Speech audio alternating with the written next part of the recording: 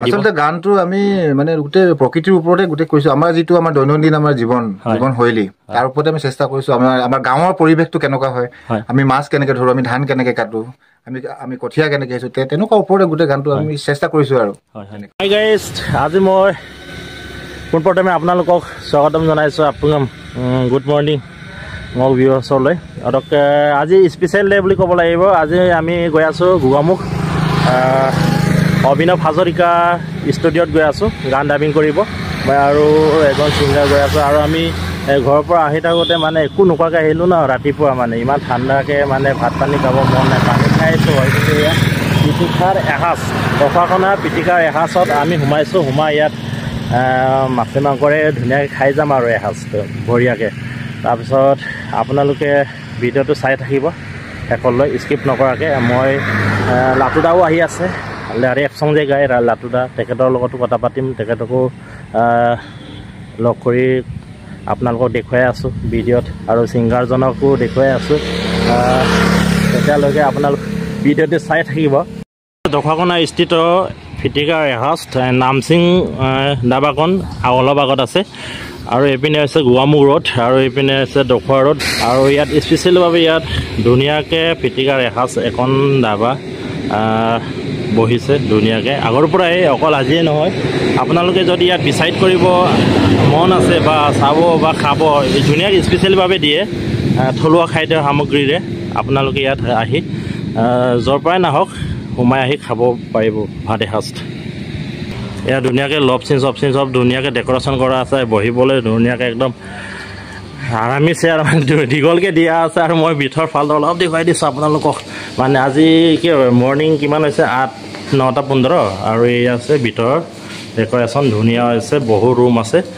আৰু ইয়াত toilet urinal গোটেইখিনি আপোনালোক মানে এইপিনে ইটো চাইডটো বাহিৰে সজোৱা চব আৰু এইটো হৈছে ৰুম আছে ইয়াতো মানে ছেপাৰেট ৰুম বহুত ছেপাৰেট ৰুম আছে আপোনালোকে আহি ইয়াত এনজয় কৰিব পাৰিব দেখিছেনে মই দেখুৱাই আছোঁ আৰু এয়া ধুনীয়াকৈ ডেক'ৰেশ্যন কৰা আছে আৰ্টিষ্ট কৰা আছে আৰু টেবুল চেবুল চব ধুনীয়াকৈ দিয়া আছে আপোনালোকে ইয়াত আহি এনজয় কৰিব পাৰিব এয়া হৈছে পিটিকাৰ এসাঁজৰ স্পেচিয়েল খানাটো আৰু দেই আপোনালোকে আহিব ইয়াত এনেকৈ আপোনালোকে পাব মাছে মাংসৰে মাছ অহা নাইচোন মাছ মাংস মানে নাহিব যিমান পাৰোঁ দেখুৱাইছোঁ আৰু ইমানেই কাৰণ আমিও খৰদৰ হৈছোঁ গোগামুখ পাবগৈ লাগে এয়া টেন মাংস আজি হ'ল হয়নে নহয় এতিয়া চুপাব লাগে আৰু স্পেচিয়েলিভাৱে কেণ্টিন আছে ইয়াত বহি মেলি ধুনীয়াকৈ খাব পাৰিব স্পেচিয়েলিভাৱে এই আছে তাতো বনাই থোৱা আছে ইয়াতো থাকিব পাৰিব চব ফুলদানি নাৰিকল চাৰিকল ধুনীয়াকৈ ৰোৱা আছে ডেক'ৰেশ্যন ধুনীয়াকৈ কৰা আছে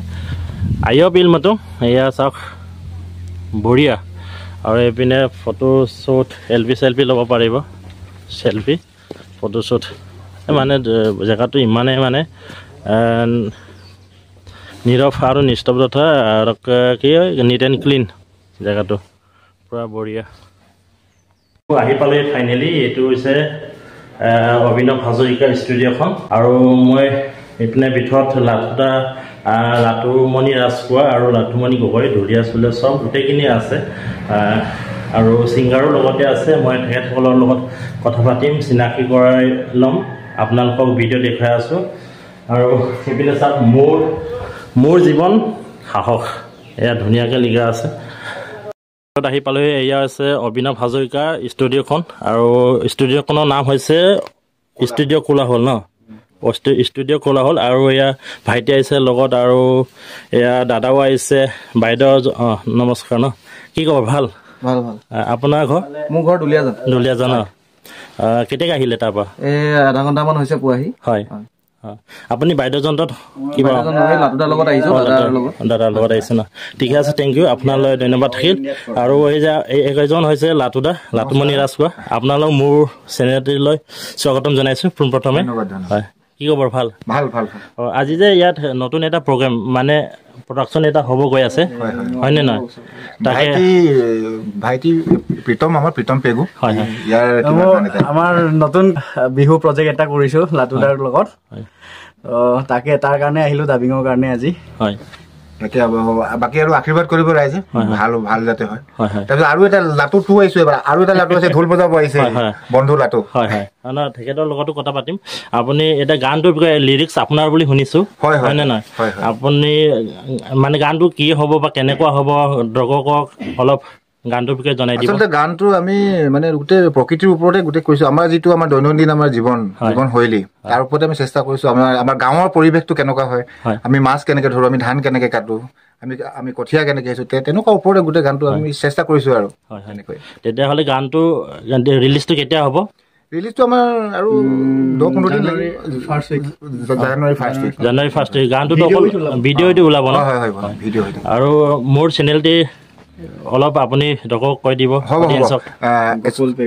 NL আছাম ব্লগ চেনেলটো আপোনালোকে যিমান পাৰে ছাবস্ক্ৰাইব কৰক, আৰু আমাৰ এই ভিডিঅ'বোৰ ভাল আপোনালোকে যদি ভাল পায় তেনেহ'লে যিমান পাৰে শ্বেয়াৰ কৰক, আশীৰ্বাদ কৰিব যাতে চেনেলটো আৰু বহুত ওপৰলৈ উঠি যায়। হয় আৰু লাটুমণি দাস আপোনালোকে বিহু মঞ্চত পাবলৈ হ'লে হয়নে নহয় যোগাযোগ কৰিব লাগিব।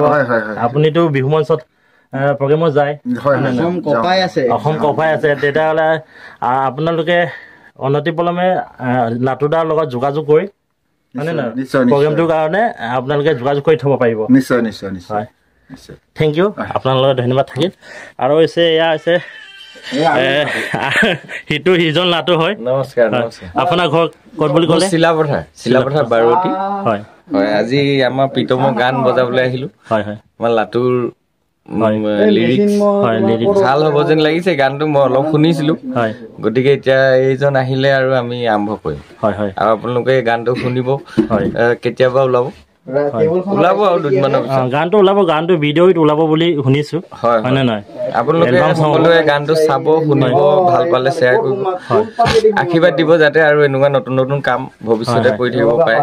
মই আজি অলপ পিছত বজাম, আপোনালোকে শুনিব। আপুনি ঢোল বজায় আৰু সিজন লাটু হৈছে ছিংগাৰ, আপুনি হৈছে ঢুলীয়া, হয় নে নহয়? আমি দুজনে অসম কপাইত খোলা। এতিয়া লাটুৱে মই বন্ধুৱে হয় ক'ব গ'লে, আমি থাকো বেলেগ বেলেগ জেগাত, কিন্তু আমি কাম বিলাক একেলগে কৰিব লাগে। হয় সি কেতিয়াবা মোক লগ নাপায়, ময়ো তাক লগ নাপাওঁ, কিন্তু আমাৰ কাম খিনি কিন্তু আমি সকলোৱে মিলি লাষ্টত গৈ যিটো আউটপুটটো সকলোৰে যাতে একেটাই, মানে মই বজাওঁ, সি লিখে, ই গায়, এনেকে আমি গোটেইগাল একেলগে এটা ফেমিলি হিচাপত আমি গোটেইখিনি সানমিহলি আৰু এয়াই আপোনালোকে দেখিলে ছিংগাৰ আৰু ঢুলীয়া আৰু লিৰিক্স টিউন চব গোটেইখিনি ইয়াতে সোমাই আছে। আজি ষ্টুডিঅ' কৰ্ট হলত আজি গানটো ডাবিং কৰিব, আপোনালোকে নিশ্চয় আদৰি ল'ব বুলি ময়ো ভাবিছোঁ, কাৰণ গানটো ইমানেই ধুনীয়া। ময়ো অলপ শুনিলোঁ, মোৰ ফালৰ পৰা আশা থাকিল, আৰু ইমানে গানটো নিশ্চয় আপোনালোকক ওলালে মই দেখাবলৈ সক্ষম হ'ম। Thank you. এয়া বৰ্তমান ডাবিং চলি আছে, লাটুদা ঢুলীয়া লাটুদা পূৰা ভিতৰত ডাবিং চলি আছে ইয়াৰ ঢোলৰ।